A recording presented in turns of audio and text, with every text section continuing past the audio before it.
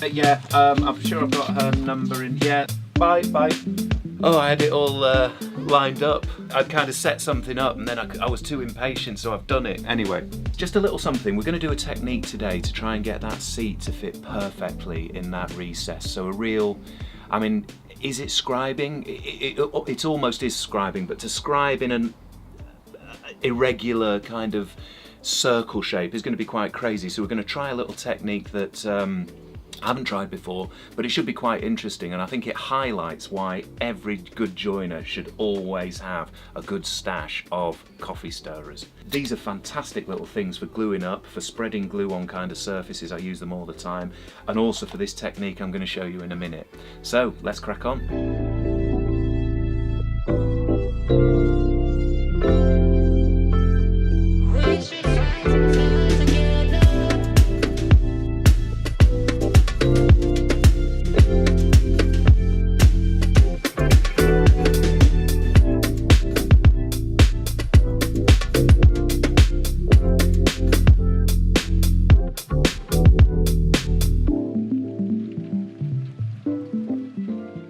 Yesterday we marked our line, which is going to be the top and the bottom of the rebate for the actual seat of the throne. I've been around that top line and I've put in some pins. What we've also done is roughly cut a piece of timber to fit into the inside of the throne. It doesn't have to be exact at this point, so really this is just a rough fitting. It's just to get something in there. Safety first, let's get these guys on, the Harry Potter glasses. We'll take a handful of these and we're simply going to place them like this around the outside. I mean, I'm going really overboard here. You know, you could probably get away with using half as many of these little stirrers as I'm using, but I want this to be bang on, so that's why I'm using so many. Let's start pinning them in. So what I've got here is a headless pinner. This uses these little things here. These are 23 gauge headless pins. Absolutely tiny. They're for really delicate bits of moulding work. So you're not kind of trying to fit, you know, with a hammer. It's a great tool. I actually got this off Amazon. I think it was about 30 quid. Problem with it is it's Chinese, so there's no safeties on it. So basically, pull that trigger and it fires one of those pins. So if your finger's anywhere near the business end there and that gets into a bit of bone, it's surgery time. So let's take care.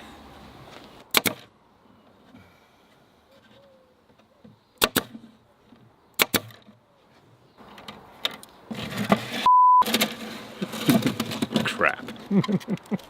It's organic, isn't it, Al? Yeah, that's what I keep saying. That's what we keep saying. Organically rubbish. Yeah, something like that. I didn't know they were going to jump all over the place.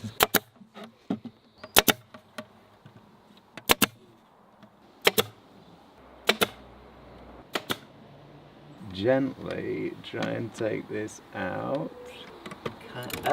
Oh, it's all going to... What we'll do is we'll drop it down because there's more space at the bottom.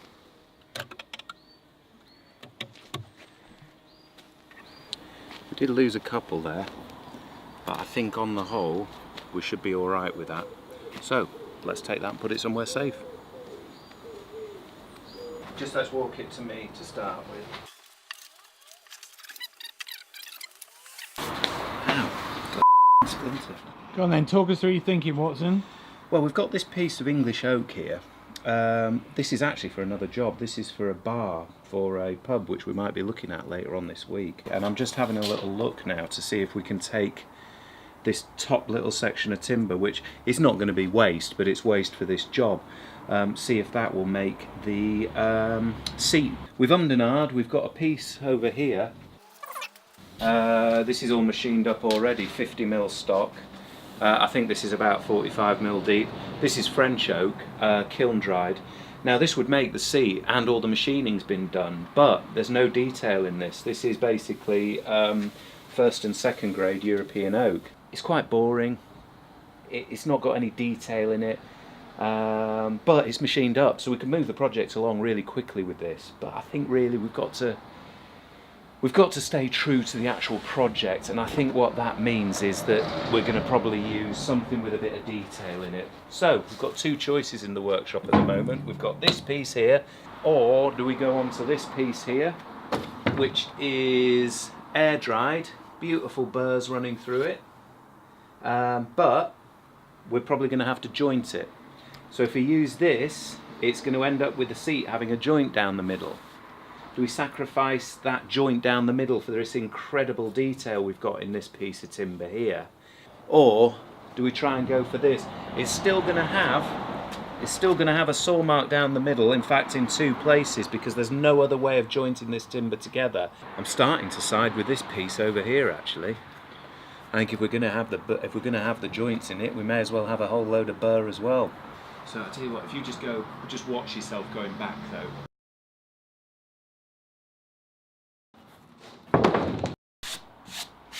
Take 3.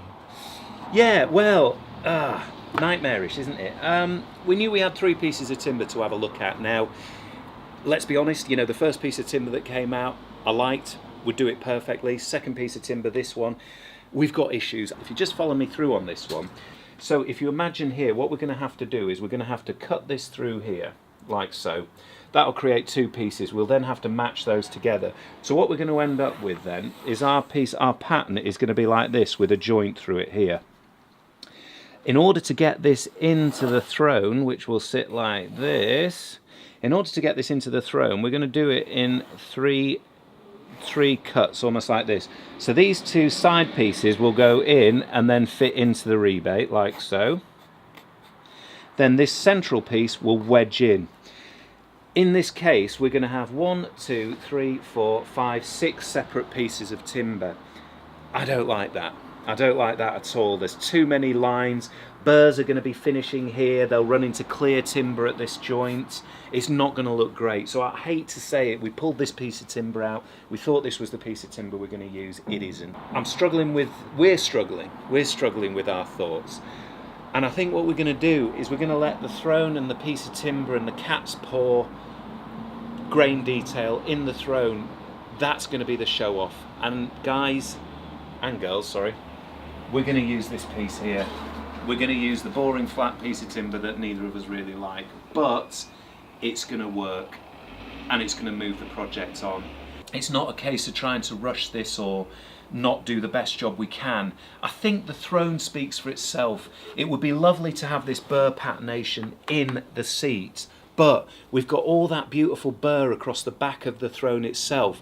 So I don't think a piece of plain timber for the seat is really kind of detracting, that's the word I was looking at. Degrading, I was going to go with. Detracting from the throne itself. So I think after much deliberation, I mean, we've been out here probably an hour trying to make this. We've looked at all these pieces of timber. We've looked at all the possibilities.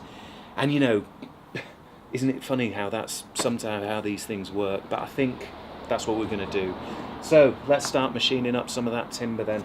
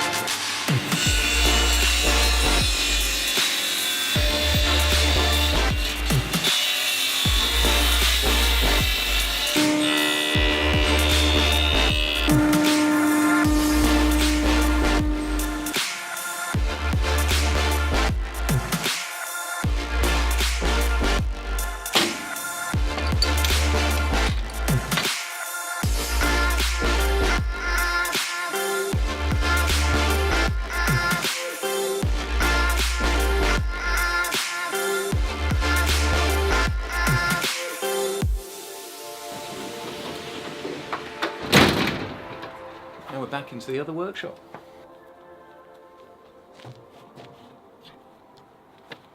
Well, we're not going to cut out the seat just yet. We've got it all marked up, it's ready to go. Now what we need to do is create the rebate for the seat to sit into. What I'm going to use is, I've marked on here the depth I want to go to, the back end of that white line. And really what we're going to do is get in there and cut around there. Then what we'll do is we'll cut the lower line, and then we're going to chisel out everything in between. It's going to be a little bit awkward because it's quite difficult to get into here in parts. This is a horrible tool. I'm not a massive fan of these oscillating cutters, but for some things they're just, you see, this would be great if this was regular, because we'd just run a router along it. It would give us a uniform depth, everything would be brilliant. But how do you use a router in here? I can't tell you, and we can't use one anyway. So let's get cracking.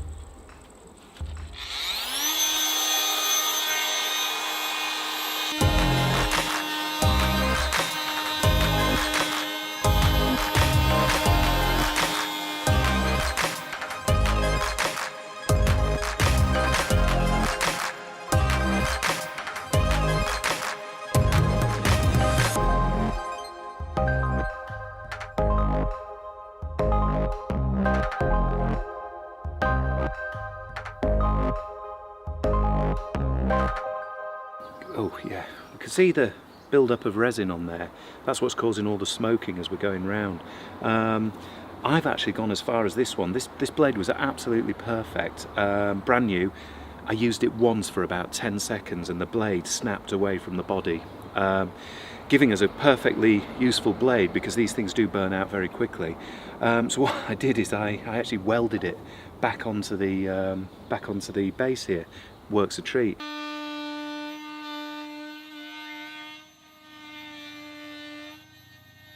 Right, what have you done?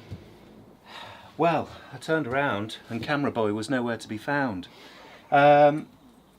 Basically, after my little welding those bits back on, I must have jinxed it, because it snapped, funnily enough, right at the weld. It's not on the weld, it's after the weld, so obviously it's affected the heat treatment of the blade. It's got weak, it got warm cutting the oak, and it snapped. So what I've done, now I did always wonder if you could do this.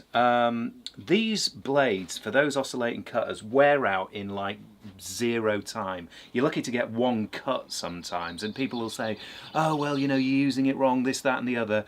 But you know, if you're using them commercially, I mean, the blades, forget it. You know, you're charging like 10 quid every time you use one, I would say.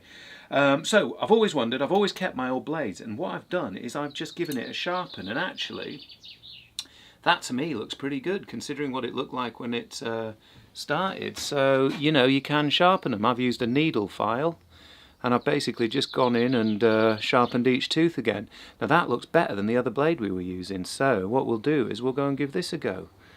But, oh look, fractures. So, you know, well, let's see how long it lasts. I'm going in.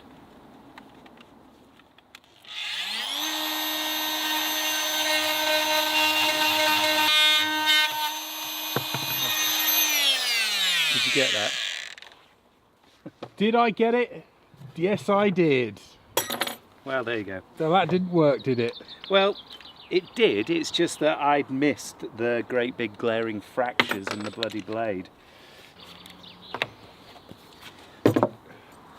Let's go and see if we can find another blade. Well, we've got teeth. They're not even, but they might just go some way to move the project on a little bit. Let's hope that worked.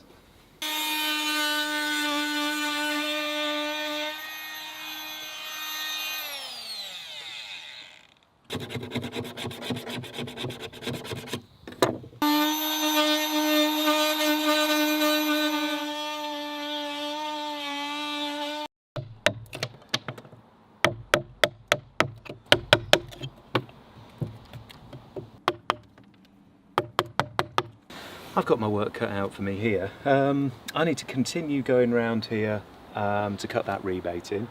It's going reasonably well. Much as, you know, the oscillating cutter was just a lot of burning and, you know, headaches, it's produced a really quite a neat little hole. You can see where this timber's black where it's burnt it.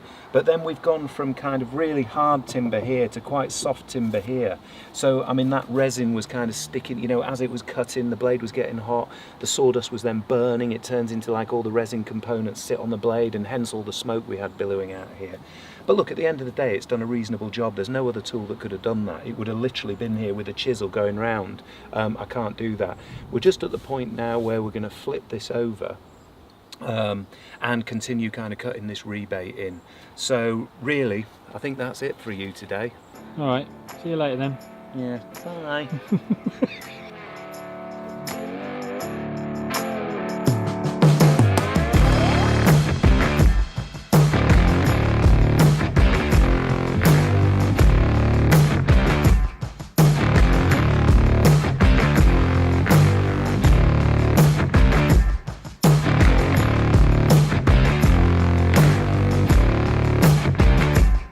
So we're going to cut a little rebate into our seat to that line. What? Don't look at me. What? Look in here. Oh, right. All your fans. Oh, yeah. That guy.